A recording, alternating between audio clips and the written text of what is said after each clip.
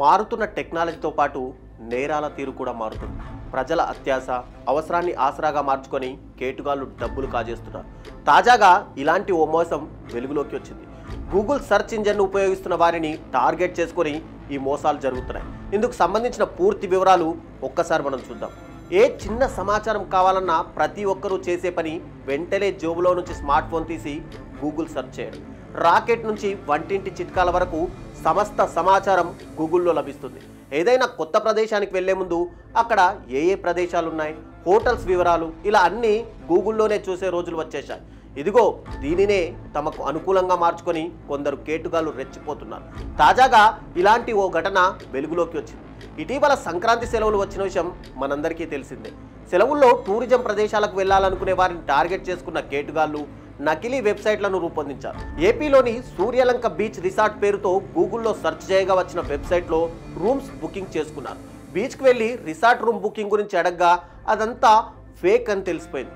దీంతో మోసపోయామని తెలుసుకున్న సదరు వ్యక్తులు పోలీసులకు ఫిర్యాదు చేయగా ఇలాంటి మోసాలు కామన్గా మారాయని, చాలా మంది కనీసం ఫిర్యాదు కూడా చేయడం లేదని చెబుతున్నారు.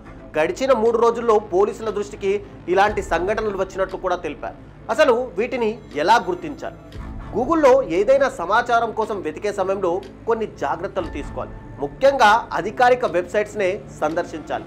మీరు వెతుకుతున్న వెబ్సైటు URLను 1కి 2 సార్లు క్షుణ్ణంగా గమనించాలి. అదేవిధంగా డబ్బులు చెల్లించి బుకింగ్స్ చేసుకోవాలి అంటే సదరు వెబ్సైట్లో పేర్కొన్న మొబైల్ నెంబర్స్కి కాల్ చేసి క్రాస్ చెక్ చేసుకోవాలి. ఫోన్ నెంబర్లు పని చేయట్లేదంటే ఆలోచించుకోవాల్సిందే.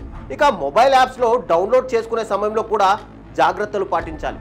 ఎట్టి పరిస్థితుల్లో కూడా గూగుల్ నుంచి APK ఫైల్స్ డౌన్లోడ్ చేసుకోకూడదు. వీలైనంత వరకు ప్లే స్టోర్ నుంచి డౌన్లోడ్ చేసుకోవాలి. గూగుల్లో ట్రెండింగ్లో ఉన్న అంశాలను సెలెక్ట్ చేసుకొని అలాంటి నకిలీ వెబ్సైట్లను క్రియేట్ చేస్తున్నారు. ఇక అన్ని విషయాల్లో గూగుల్ని గుడ్డిగా నమ్మకూడదు.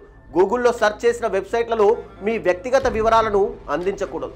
అలాగే మీ డెబిట్ కార్డ్ లేదా క్రెడిట్ కార్డ్ వివరాలను ఎట్టి పరిస్థితుల్లోనూ ఇవ్వకూడదు. మీరు వెతుకుతున్న బ్యాంక్ లేదా సంస్థకు సంబంధించిన అధికారిక వెబ్సైట్ని సందర్శించాలి. ఒకవేళ మీ ఖాతాలో డబ్బులు పోయినా, సైబర్ నేరం బారిన పడినట్టు ఏమాత్రం మీకు అనుమానం వచ్చినా వెంటనే 1930 నెంబర్కు ఫిర్యాదు చేయాలి. గంటల వ్యవధిలో ఫోన్ చేసి ఫిర్యాదు చేస్తే మీ డబ్బులను హోల్డ్ చేసే అవకాశాలు కూడా ఉంటాయి.